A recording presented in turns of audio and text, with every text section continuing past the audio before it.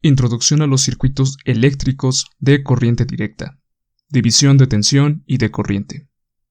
Ahora que ya conocemos las técnicas para simplificar los circuitos con resistores, tal vez sea conveniente introducir dos principios que nos pueden servir para determinar los voltajes o corrientes de los resistores, dependiendo de si están conectados en serie o en paralelo, sin la necesidad de usar la metodología descrita para las leyes de Kirchhoff. Estos principios son la división de tensión y la división de corriente.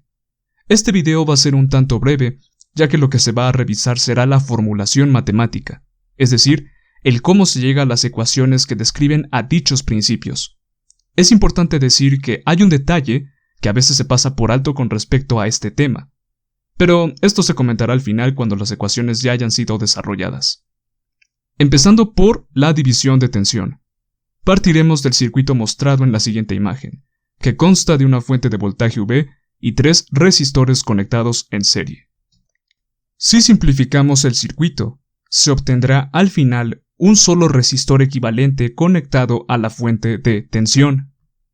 Sabemos de antemano que esta resistencia equivalente es la suma de R1, R2 y R3. Además, el voltaje que tendrá el resistor equivalente será igual al voltaje de la fuente de tensión. Por lo tanto, la corriente que circula por el circuito simplificado será igual a la división del voltaje de dicho resistor equivalente, que dicho sea de paso es el mismo voltaje de la fuente de tensión, entre la magnitud de su resistencia eléctrica.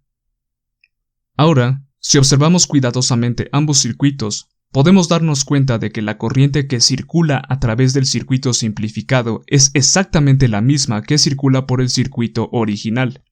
Entonces, si quisiéramos calcular el voltaje del resistor R1, por la ley de Ohm, tendríamos que multiplicar al valor de su resistencia eléctrica por esta corriente I. Sustituyendo la expresión obtenida anteriormente para dicha corriente, se deduce que el voltaje de este resistor será igual al producto de su resistencia por el voltaje de la fuente entre la resistencia equivalente del circuito en serie. Si repetimos este razonamiento para los voltajes V2 y V3 de los resistores R2 y R3 respectivamente, obtendremos como resultado ecuaciones muy similares, donde lo único que cambia es el subíndice del resistor y que coincide con el subíndice del voltaje. Por lo tanto, podemos concluir que, en los circuitos con resistencias conectadas en serie, el voltaje de la fuente se va a dividir entre cada resistor en función de la magnitud de sus resistencias eléctricas. Y este es precisamente el principio de la división de tensión, donde entre mayor sea la resistencia eléctrica del resistor, mayor será la tensión entre sus terminales. Por otro lado, en el caso de la división de corriente, partiremos del circuito mostrado a continuación, que nuevamente consta de una fuente de tensión y 3 resistencias, solo que ahora, estas están conectadas en paralelo y nos enfocaremos más en la corriente que sale de la fuente en lugar de su tensión. Si se simplifica el circuito, se obtendrá una resistencia equivalente conectada directamente a la fuente de tensión. Para calcular dicha resistencia, simplemente se debe efectuar la suma en paralelo de los 3 resistores. Adicionalmente, el voltaje del resistor equivalente es el mismo para los 3 resistores originales, que a su vez es igual al voltaje de la fuente de tensión. Entonces, para calcular el voltaje simplemente se debe de multiplicar a la resistencia equivalente por la corriente que circula a través del resistor. Si nos fijamos cuidadosamente en el circuito simplificado, podemos darnos cuenta de que la corriente que circula por el resistor equivalente es la misma que circula por el circuito original antes de dividirse entre cada uno de los resistores. Por lo tanto, si se desea determinar a la corriente I1 que circula por el resistor R1 mediante la ley de Ohm, se tendría que dividir la tensión en dicho resistor entre el valor de su resistencia eléctrica. Si repetimos este razonamiento para las corrientes I2 e I3 de los resistores R2 y R3 respectivamente, obtendremos como resultado ecuaciones muy similares, donde lo único que cambia es el subíndice del resistor, y que coincide con el subíndice de la corriente.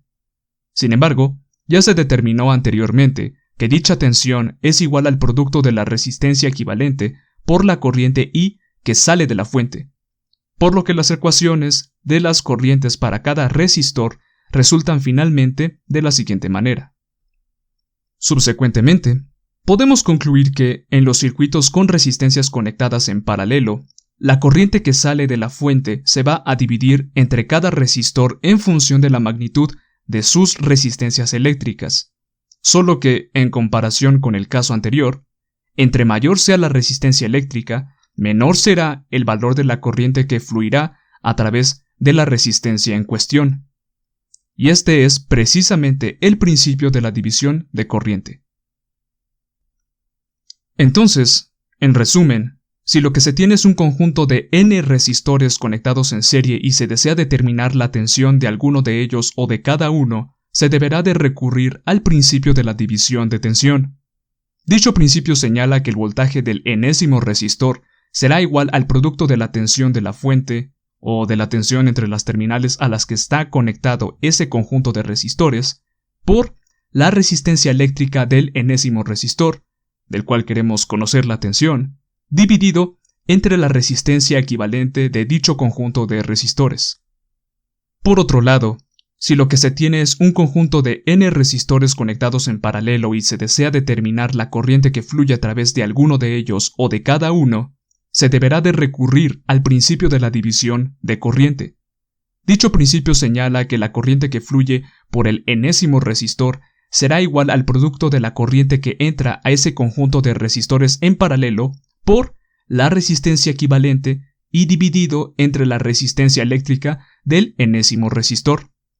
Aunque claro, de videos anteriores ya se conoce el concepto de conductancia, el inverso de la resistencia. Así que este principio puede replantearse en dichos términos, entendiendo que la corriente del enésimo resistor es igual al producto de la corriente que se separará entre los resistores por la conductancia del enésimo resistor y dividido entre la conductancia equivalente del conjunto de resistores en paralelo. Si bien estos principios pueden ser útiles para analizar o resolver problemas de circuitos eléctricos, hay un detalle que, como les mencionaba al inicio del video, a veces se pasa por alto cuando es la primera vez que uno estudia este tema. Si observan con detenimiento a la ecuación de la división de tensión, la resistencia equivalente tiene en su subíndice unos paréntesis con la palabra serie, y se refiere a que esta resistencia debe de provenir forzosamente de un arreglo en serie. Si observan también el caso de la división de corriente, la resistencia equivalente señala en los paréntesis de su subíndice que ésta debe de provenir forzosamente de un arreglo en paralelo. Por lo tanto, lo anterior quiere decir que la división de tensión es válida y exclusiva para circuitos con resistores conectados únicamente en serie, mientras que la división de corriente solo es aplicable cuando los circuitos cuentan con resistores conectados únicamente en paralelo. He ahí la gran limitante de estos principios, pues si lo que se desea es analizar un circuito que tiene resistores con conexiones en serie y en paralelo, no se va a poder utilizar únicamente la división de corriente o únicamente la división de tensión. Se tendrán que utilizar necesariamente ambas. Además, ya se sabe que aparte de las conexiones en serie y en paralelo, los resistores pueden conectarse en delta y en estrella.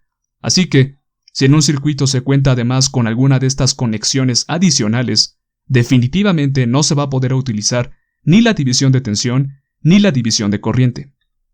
Ergo, dependiendo de la complejidad del circuito, es probable que lo más conveniente en la mayor parte de las ocasiones sea utilizar las leyes de Kirchhoff.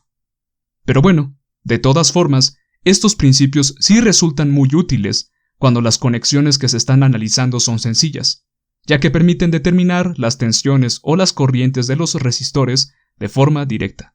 Con esto, concluimos con este tema y con lo que vendría a ser el primer bloque de este curso de circuitos eléctricos de corriente directa. Los problemas que se suelen encontrar en los recursos online referentes a este tema son en realidad bastante sencillos, pero de todas formas, si quieren practicar, a continuación les comparto unos videos donde se resuelven ejercicios utilizando estos principios de la división de tensión y la división de corriente. Finalmente, como ya terminamos con el primer bloque de temas, En el siguiente video lo que se va a presentar será un examen para poner a prueba los conocimientos adquiridos hasta este momento. Así que, revisen los videos con calma y practiquen todos los ejercicios que hemos resuelto anteriormente, sobre todo aquellos que se les hayan hecho difíciles. Nos vemos entonces en el examen parcial en el próximo video.